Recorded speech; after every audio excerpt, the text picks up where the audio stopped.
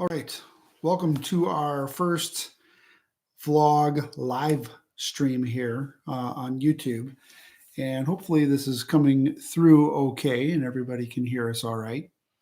I wanted to touch bases with folks about ham radio and our communications page.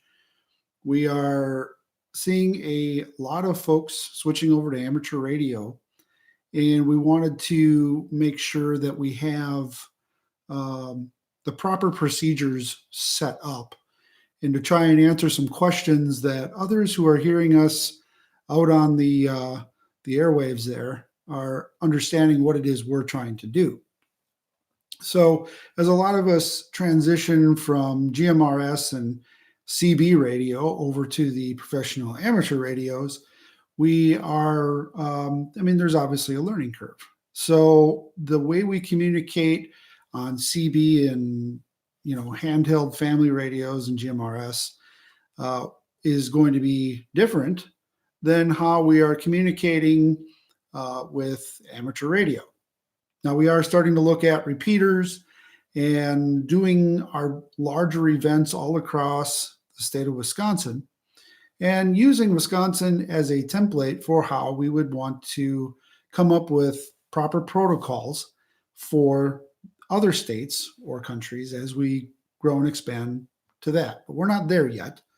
We want to start with Wisconsin and start with the regions in Wisconsin so that we have a way to work with other agencies and the folks who are really good at radio communication so we don't screw this thing up.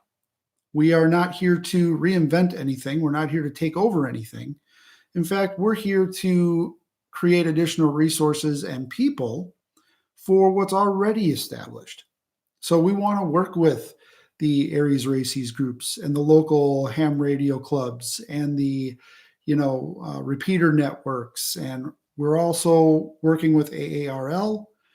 Our membership packets already include ham radio information that is given to us by AARL on what they want included. And we want to get people licensed the right way, do radio communication the right way, and handle traffic appropriately when there's a lot of us, riding in a specific area, be it on a communication repeater or by simplex, by simply talking radio to radio. When you have a lot of people talking on a radio at the same time, whether it be CB or GMRS or amateur radio, the same problems exist where you can only have two people or one person talking at a time, and you got to do the handoff. On CBs, that turns into a cluster a lot of times. And on amateur radio, it's called passing traffic, and we hold what's called a net. It's a structured way to address who's talking when, and emergency procedures are set up in those. So in the event that there is a emergency, be it weather, life-related, vehicle accident, something, when emergency traffic comes on, everybody's aware that the net is over, traffic takes precedence, and whoever needs the frequency uses the frequency or repeater, however they need to use it. So we're seeing folks within the amateur radio community in Wisconsin hearing our 4x4 communications, and they're seeing more licensed ham operators because we don't allow anybody in our group to communicate with ham radios unless they do have their proper licensing. And we try to set up the correct frequencies to communicate on based on what's not going to create interference. We have tried our trail nets on the WECOM repeater network, again, getting permission, setting up our preamble, doing things the right way. And, we tried it. We have it on our communication page. So if you go to rl4wd.com/communication, it has all of our resources for all the different radios that we use, the communication techniques that we use, and we're setting it up so our online training is going to be there as well. So our folks need to know how to utilize, a trail net. They need to realize what we need to do to communicate on a repeater or get permission to use a repeater, or to not use a certain repeater or network if there's already a net going on, or how to not jabberjaw to the point where emergency traffic couldn't break in. So again, these are things that we're working on and putting out as an available resource, and we want to work with industry experts, with local, statewide folks, within the regions, with the groups, with emergency management, with whoever we need to work with for those areas to do it right. We're not here to compete. We're here to assist.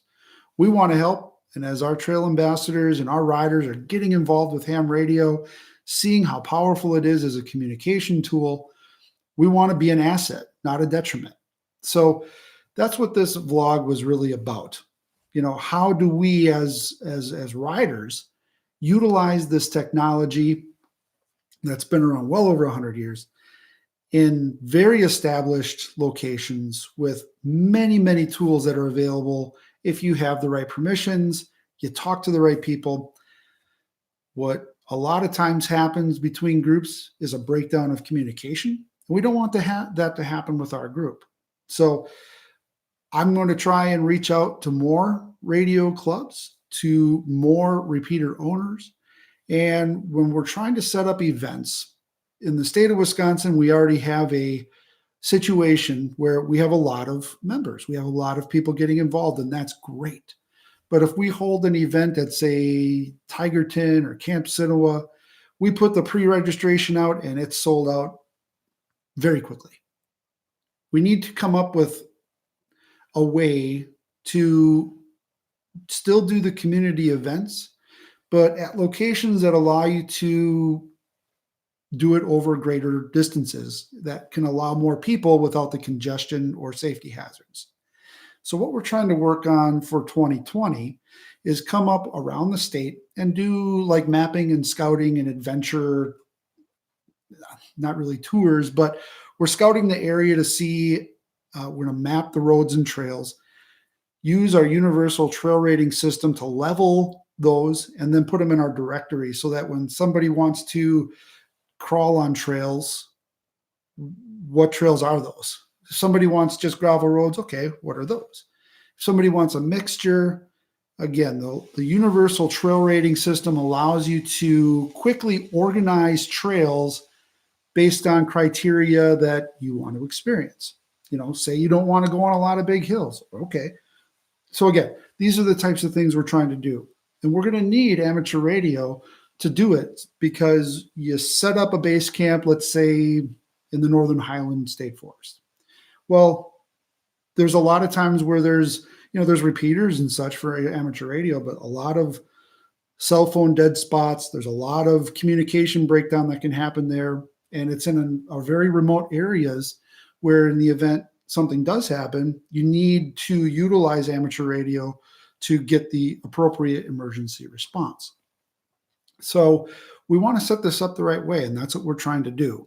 And I think some of the amateur radio operators who are seeing us or hearing us and they're unfamiliar with what we're trying to do, just trying to get ahead of the curve here and let people know we want to be a part of the community. We want to do it the right way. Again, licensed, with permission, utilizing and being an asset to them.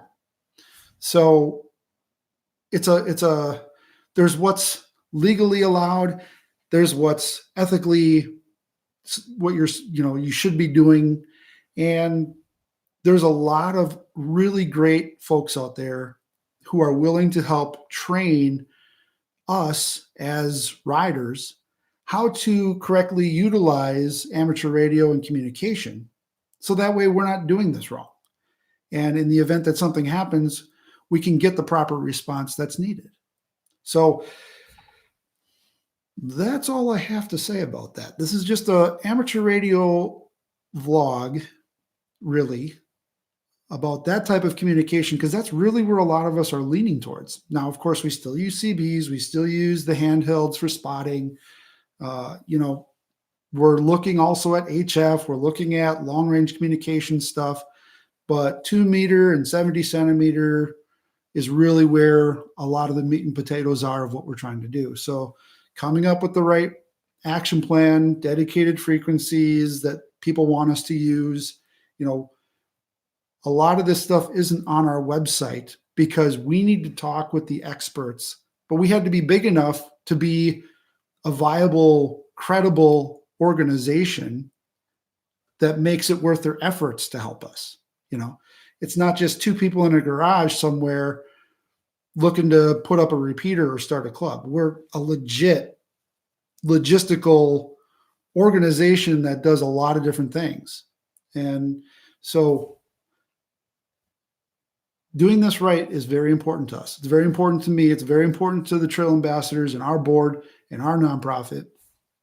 And we want to work with the people we need to work with so that we don't have any animosities and communication breakdowns and that kind of thing. So because we're all over the state, we're all over the Midwest, we need to utilize amateur radio, just like the rest of the clubs do out west and out east. A lot of the 4x4 clubs are transitioning to this, and we want to help be part of that positive transition so that we're not a negative or nuance to, you know, the already established amateur radio community, because it is very established and they do a really great job of organizing things the way they need to be done. So we want to be part of that. This is Ryan for communication in this blog post. We'll see you on the trails.